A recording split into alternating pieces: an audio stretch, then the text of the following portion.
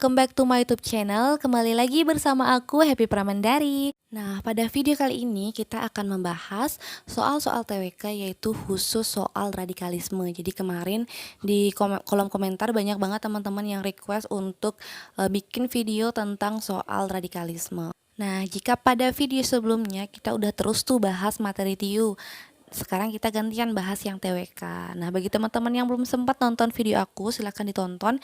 Karena pada video-video sebelumnya itu aku khusus membahas materi TIU itu satu-satu. Jadi satu video, satu materi. Ada yang perbandingan umur, kemudian perbandingan senilai dan berbalik nilai. Ada soal hitung cepat numerik, kemudian deret, figural, dan lain sebagainya. Silahkan dicek ya di channel YouTube aku, oke?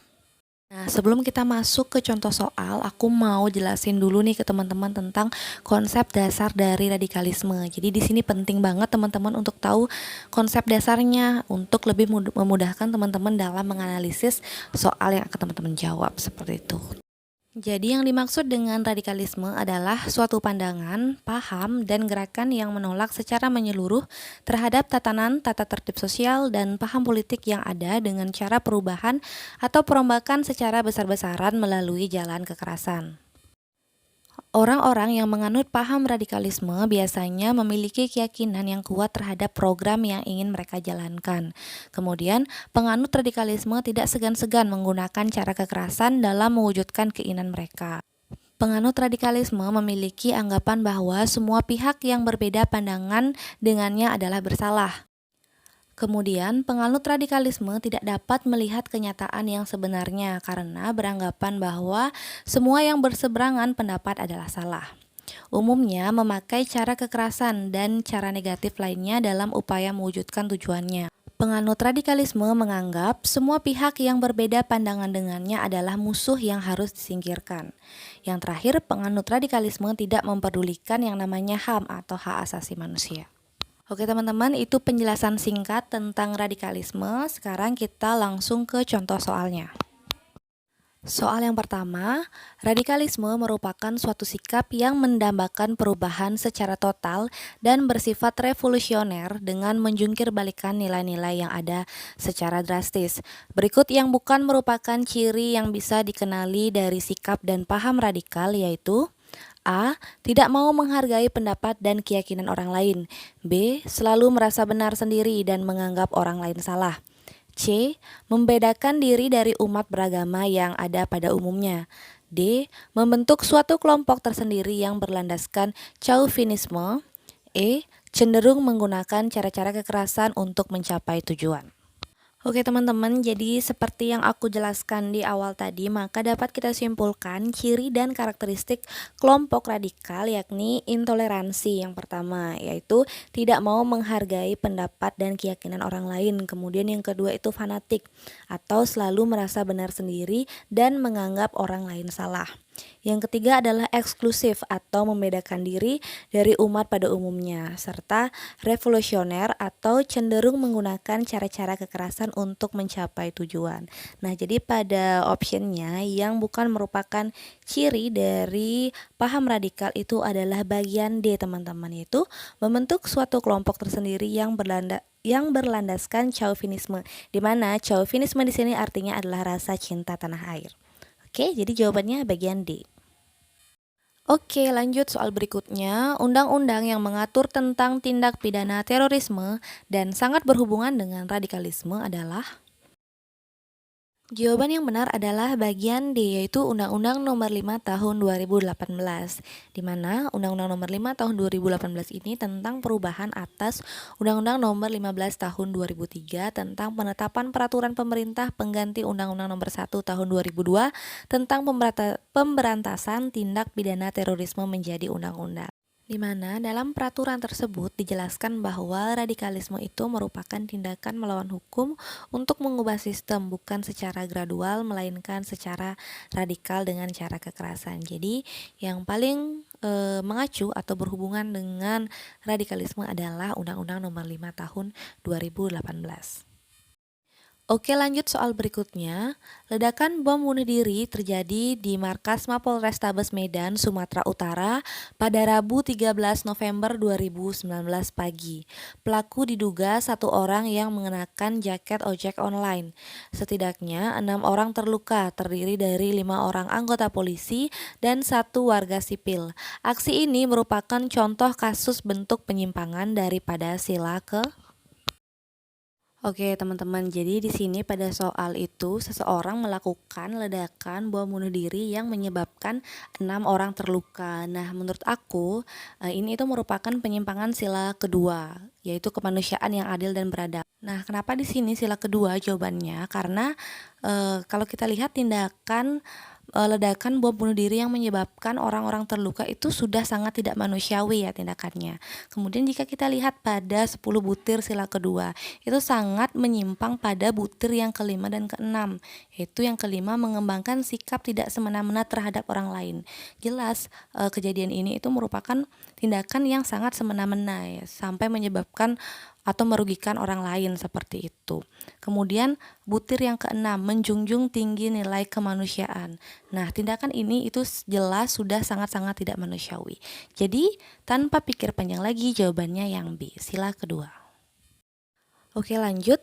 Rangkaian peristiwa meledaknya bom di berbagai tempat di Surabaya dan Sidoarjo, Jawa Timur pada 13 sampai dengan 14 Mei 2018. 3 tempat diantaranya tempat ibadah di Gereja Santa Maria Tak Bercela, GKI di Ponorogo, dan Gereja Pantekosta Pusat Surabaya, Jemaat Sawahan. Peristiwa ini mengakibatkan 18 orang meninggal dunia. Aksi terorisme ini merupakan contoh kasus bentuk penyimpangan terhadap sila ke. Oke, jadi ini masih mirip dengan soal yang sebelumnya, hanya saja pada soal yang sebelumnya itu lebih mengacu pada korban jiwa, seperti itu. Sedangkan pada soal ini lebih mengacu kepada tempat yang diserang, yaitu tempat suci, yaitu gereja tempat beribadah agama Kristen. Jadi di sini lebih mengacu pada penyimpangan sila pertama, yaitu ketuhanan yang Maha Esa. Oke, kita lihat pada 7 butir sila pertama. Nah, jadi poin yang paling dilanggar di sini adalah butir yang keenam, yaitu mengembangkan sikap saling menghormati, kebebasan menjalankan ibadah sesuai dengan agama dan kepercayaannya masing-masing. Nah, dengan cara merusak tempat ibadah atau tempat suci agama lain, itu berarti tidak menghormati dan tidak memberikan kebebasan kepada umat lain atau umat Kristen di sini dalam menjalankan ibadah seperti itu. Jadi sudah jelas di sini jawabannya bagian A. Oh ya, sedikit informasi untuk teman-teman yang belum sempat nonton video aku tentang soal-soal pengamalan 45 butir nilai Pancasila. Silahkan ditonton, itu ada part 1 sama part 2-nya. Nanti aku taruh linknya di description box agar teman-teman lebih paham juga mengenai butir-butir nilai Pancasila. Oke? Oke, lanjut. Organisasi Papua Merdeka ini sudah berdiri sejak tahun 1965 dan bahkan masih berdiri sampai sekarang. Gerakan ini merupakan salah satu organisasi yang bersikeras untuk memisahkan Papua Barat dari wilayah NKRI dan ingin merdeka sendiri karena mereka merasa jika daerah mereka tidak ada hubungannya dengan bangsa Indonesia. Ini termasuk pelanggaran sila keberapa? Oke, jadi intinya di sini organisasi Papua Merdeka bersikeras untuk memisahkan Papua Barat dari wilayah Negara Kesatuan Republik Indonesia. Nah, di sini merupakan penyimpangan sila ketiga, yaitu Persatuan Indonesia. Nah, kenapa? Karena di sila ketiga ini itu sangat menjunjung tinggi yang namanya persatuan dan kesatuan. Sedangkan organisasi Papua Merdeka ini malah sebaliknya, yaitu ingin memisahkan Papua Barat dari NKRI. Nah, mereka merasa bahwa daerah Papua Barat itu tidak ada hubungannya dengan bangsa Indonesia. Itu berarti mereka itu sudah tidak mengembangkan rasa cinta kepada tanah air dan bangsa, kemudian tidak mengembangkan rasa kebanggaan, berkebangsaan dan bertanah air Indonesia. Nah, ini sangat menyimpang teman-teman pada sila ketiga. Oke, lanjut soal berikutnya. Dalam mengatasi maraknya aksi radikalisme, pemerintah sudah mengeluarkan Undang-Undang Nomor 15 Tahun 2003 tentang pemberantasan tindak pidana terorisme. Jadi ini undang-undang yang sebelumnya ya, kalau yang terbaru itu Undang-Undang Nomor 5 Tahun 2018. Nah, penerbitan undang-undang tersebut di masa pemerintahan Presiden Megawati dilatar belakangi oleh. Oke teman-teman, kira-kira jawabannya yang mana nih? Jadi kita analisis bareng-bareng ya. Kita mulai dari option yang nomor A, yaitu maraknya ancaman bagi keselamatan pejabat negara dalam menjalankan tugas, kewajiban, serta kebutuhan teknis pengamanan pejabat negara saat menjalani perjalanan dinas, baik dalam negeri maupun luar negeri. Jadi menurut aku ini jawabannya kurang sesuai. Karena pemerintah mengeluarkan undang-undang terkait tindak pidana terorisme itu bukan hanya untuk melindungi pejabat negara saja, tapi untuk keselamatan seluruh warga negara Indonesia. Ya kan? Kemudian yang B, banyaknya aksi terorisme yang cukup mengganggu ketenangan rakyat Indonesia sehingga menyebabkan kestabilan nasional terganggu. Oke, kita keep dulu yang nomor B.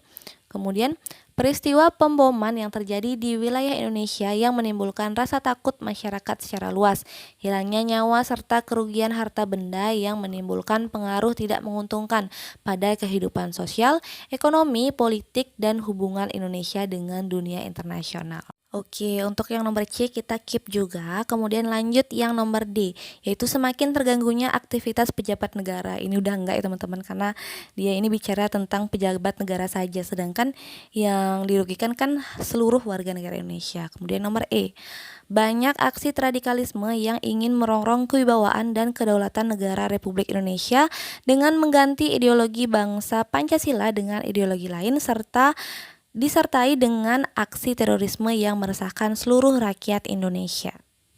Nah, dari opsi-opsi yang kita keep tadi, menurut aku jawaban yang paling tepat di sini adalah bagian C. Nah, di sini kenapa jawabannya bagian C?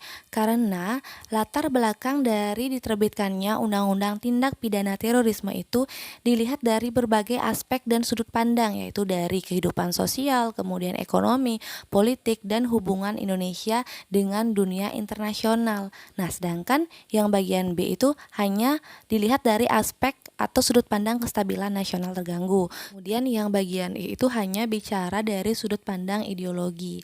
Jadi di sini yang paling tepat untuk melatar belakangi dari dikeluarkannya Undang-Undang Tindak Pidana Terorisme adalah bagian C, yaitu lebih rinci dan lebih lengkap. Oh ya, sebelum lupa, ini aku mau ngasih informasi untuk teman-teman yang kemarin menanyakan, Kak, di mana bisa ikut tryout online. Nah, ini aku ada informasi dan rekomendasi yang bagus untuk teman-teman yang mau mengasah kemampuannya. Dalam mengikuti CAT ini ada tryout online gratis yang diadakan oleh sahabat CPNS. Nah, untuk caranya gampang banget, teman-teman tinggal buka website www.sahabatcpns.com atau teman-teman juga bisa klik linknya di description box, nanti aku taruh linknya di sana. Kemudian teman-teman daftar atau buat akun. Setelah membuat akun, teman-teman silahkan login, kemudian klik di bagian dashboardnya, kemudian klik tryout gratis, nanti akan muncul tampilan seperti ini. Nah, di sini ada tiga paket tryout yang bisa teman-teman ikuti. Nah, kemudian sahabat CPNS juga menyediakan paket bimbel online yang menurut aku ini worth it banget ya untuk teman-teman dalam persiapan seleksi CPNS 2021. Nah, di sini harga paket SKD Mastery Premium itu hanya 99.000 per tahun. Kemudian yang SKD Mastery Platinum itu hanya 299.000 per tahun. Nah, jika teman-teman ingin mendapatkan potongan harga lagi biar lebih murah lagi, teman-teman bisa pakai kode referral aku Happy Pramandari, oke? Oke teman-teman, mungkin sekian dulu video kali ini. Terima kasih sudah menonton. Jika menurut kalian video aku bermanfaat, silahkan diklik tombol like-nya, kemudian komen di bawah kedepannya kalian mau request video apa lagi. Nah, bagi teman-teman yang belum subscribe channel aku, silahkan di subscribe sekarang juga agar teman-teman selalu update informasi terbaru mengenai CPNS 2021. Oke, thank you for watching. I'll see you guys on my next video. Bye-bye!